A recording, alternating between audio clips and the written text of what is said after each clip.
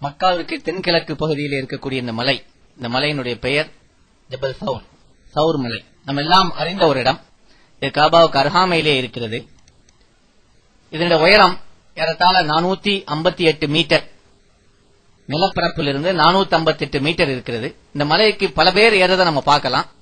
பெரியவங்க, சின்னவங்க, பெண்கள் எல்லாரும் ஏறக்கூடிய இந்த மலை 452 மீட்டர் இருக்கக்கூடிய இந்த மலையை கிட்டத்தட்ட 1.5 மணி நேரம் டைம் எடுக்கும் கீழே இருந்து மேல வரைக்கும் ஏறதுக்கு. ஏறும்போது நம்ம தனியா ஏறணும்னு நினைக்க வேணாம், நம்மோடு சேர்ந்து பல பேர் ஏறதை நீங்க பார்க்கலாம். பெண்கள், இன்னும் வயசான பெண்கள், இன்னும் பெரியவங்க, சின்னவங்க எல்லாரும் ஏறக்கூடிய இந்த மலை.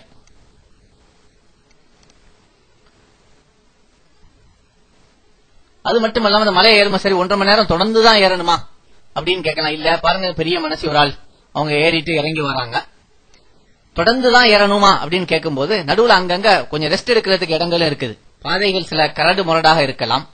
ஆரம்பத்துலதான் கொஞ்சம் கரடு முரடா இருக்கும். பின்ன போக போக நம்ம பார்ப்போம் படிகளாக இருக்கும். படிகள் ரொம்ப கான்கிரீட் படிகள் இல்ல, சாதாரணமா மக்கள் ஏறினவங்க மக்களுக்கு உதவி செய்யணும் அப்படிங்கறதுக்காக அவங்க அந்த படிகளை செய்து வைத்திருக்கிறார்கள். அந்த படிகளையும் நம்ம பார்க்க முடியுதா? பாக்குறோம். அந்த படிகளை ஏறி மெதுவா ஏறி இறங்குறதுக்கு வசதியா இருக்குது. கம்பு வண்டி கூட ஏறி இறங்குறாங்க பாருங்க. அப்ப நம்ம எல்லாரும் ஏறதுக்கு தகுதியான ஆட்கள் தான். இங்கதான் ரெஸ்ட் எடுக்கக்கூடிய இடம். நம்ம மேல ஏறி தண்ணி குடிச்சுக்கலாம், டீ குடிச்சுக்கலாம். இந்த மாதிரி ரெஸ்ட் எடுக்கிறதுக்கு வசதியான இடம். தொடர்ந்து 1.5 மணி நேரம் ஏற தேவையில்லை. இங்க பல ரெஸ்ட் எடுக்கக்கூடிய இடங்கள் இருக்கிறது. ஒரு இடத்துல நின்று கொண்டு உட்கார்ந்து கொண்டு ஆரம்பரம் ரெஸ்ட் எடுத்து கொஞ்சம் டீ குடிச்சுக்கிட்டு, தூரத்துல ஒரு மனிதர் ஒரு பாறையில உட்கார்ந்து ரெஸ்ட் எடுக்கிறதெல்லாம் பாக்கிறோம்.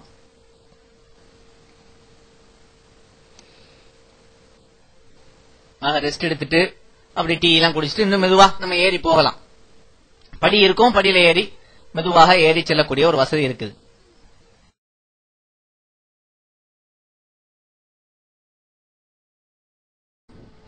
இந்த மலையை ஏறுறதுக்கு ஏறத்தாழ 1.5 மணி நேரம் ஆகுறதுனால நீங்க ஒரு 3 மணிக்கு ஏறிட்டா ஒரு 4:30 மணிக்கு இன்ஷா அல்லாஹ் போய் சேர்ந்துடலாம்.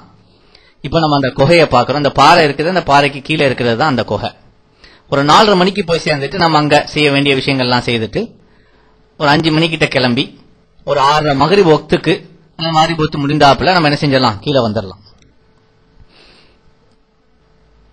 இப்ப நம்ம சவுர் குகையில இருந்துகிட்டு ஹிரா குகையை பார்க்கக்கூடிய வாய்ப்பு இருக்குது. ஹிரா குகைய சவுர் குகையில இருந்து நம்ம பாக்குறோம்.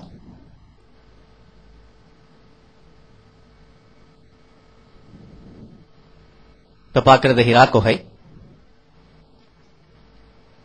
அது இதை விட தாழ்வான ஒரு மலை.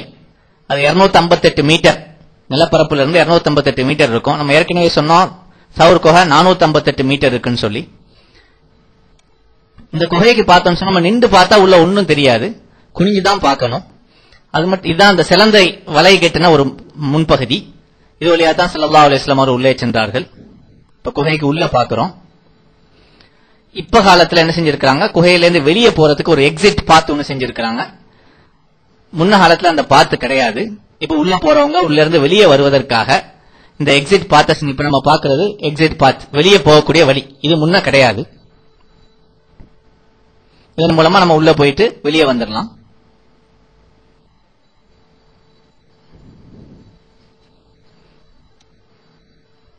இந்த ஹிரா குகைய, இந்த சவுர் குகையை பார்க்கக்கூடியவங்க நிறைய பேர் ஒரு கூட்டமாக வர்றாங்க. அவங்க எல்லாம் என்ன செய்யறாங்க, இங்கேயே ஒரு ஜமாத்தாக வக்த தொழு வைக்கிறாங்க. இங்க இருந்து நமக்கு காபாவும் தெரியுது. இப்ப பாக்குறோம் மக்கள் எல்லாம் ஜமாத்தோட தொழுகிறாங்க. காபாவை இங்க இருந்து நம்ம பார்க்கலாம். ஹிராவை எப்படி இங்க இருந்து பாக்குறோமோ அதே போன்று நம்ம காபாவையும் பார்க்கக்கூடிய வசதி இந்த மலையில இருந்து இருக்குது.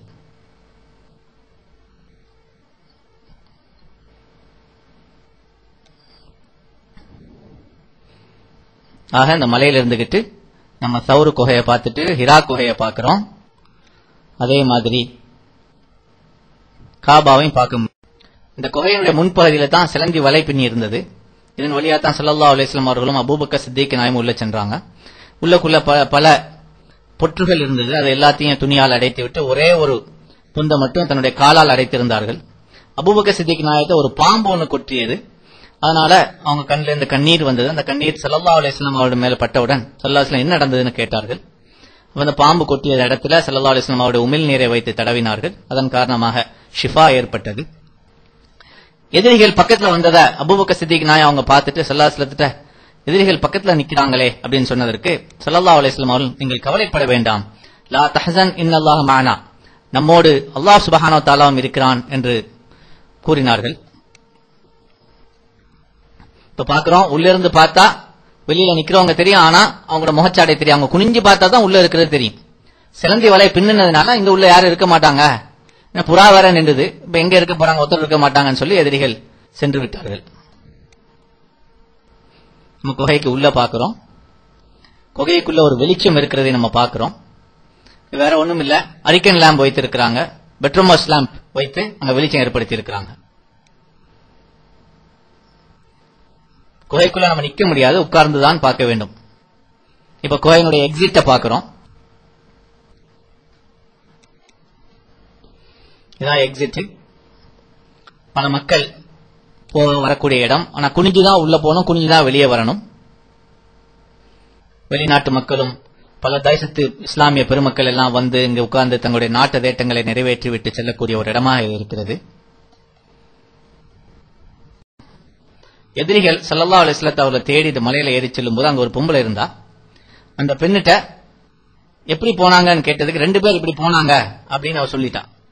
அந்த பலியா போய் ஸல்லல்லாஹு அலைஹி வஸல்லத்தை தேட சென்றவங்களால கண்டுபிடிக்க முடியல. அப்ப திரும்பி வந்து அந்த பெண்ணிட்ட போய் சரியான வழியை கேட்போன்னு வரும்போது அதற்குள்ளால் அல்லாஹ் சுப்ஹானஹு வ தஆலா அந்த பெண்ணை ஒரு சிலையா மாத்திட்டான். அந்த சிலைக்கு மஸ்கூத்தான் ஒரு பேரு. அந்த சிலையானது சமீப காலத்துல தான் தகர்த்தப்பட்டது.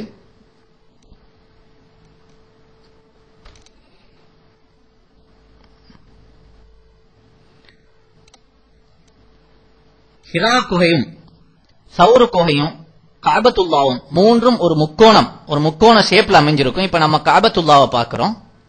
காபத்துல்லா ஒரு முக்காகவும், அடுத்த முக்குல ஹிரா குகையும், இன்னொரு முக்குல சௌரு குகையும் அமைந்திருக்கும்.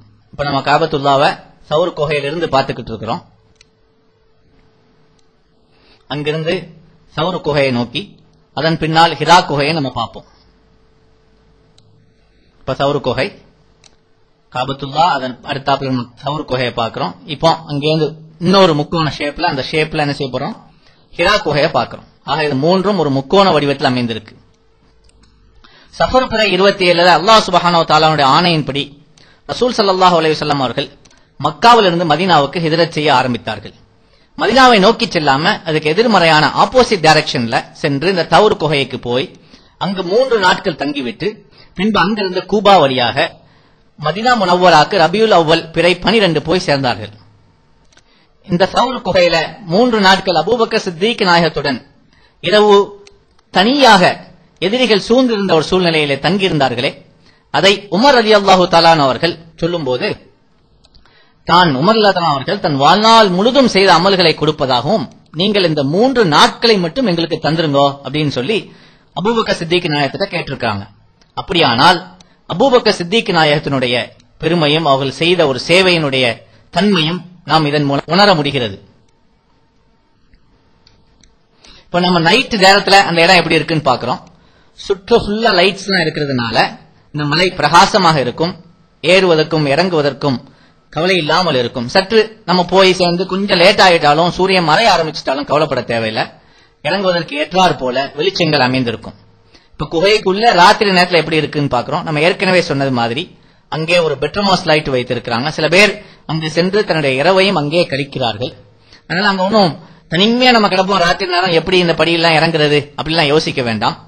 ஆட்கள் இருக்கும், அங்க பக்கத்திலே டீ கடை இருக்குது, மற்ற பிஸ்கட், தண்ணி, இது போன்ற அமைப்புகள்லாம் இருக்குது. ஆனால் அங்கே டாய்லெட் வசதி இல்லாதனால மலைக்கு ஏறுகிறவர்கள் டாய்லெட்டுடைய வேலையெல்லாம் முடிச்சுக்கிட்டு ஒதுச்செய்து விட்டு, அது மட்டுமல்லாம கொஞ்சம் குளிரா இருக்கலாம், அதனால மலை ஏறதுக்கு உகந்தவும் குளிருக்கும் சேர்த்து உடை அணிந்து கொண்டு ஏற வேண்டியது. மகரிப் வக்தை ஒட்டி திரும்பிட்டா ரொம்ப நல்லது. அப்படி இல்லாவிட்டாலும் இறங்கும் போது கொஞ்சம் வெளிச்சம் இருக்கும், பயப்பட தேவையில்லை. வெளிச்சம் இருப்பதன் காரணமாக நம்ம இலகுவா இறங்கிக்கலாம். மக்காவுக்கு செல்பவர்கள் சிறப்பாக இந்த மலைக்கு சென்று தங்களது நாட்டு தேட்டங்களை அங்கே வேண்டிக் கொண்டு எம்முடைய நாட்டு தேட்டங்களையும் கேட்டு துவா செய்து திரும்பி வருமாறு அன்புடன் வேண்டுகிறோம்.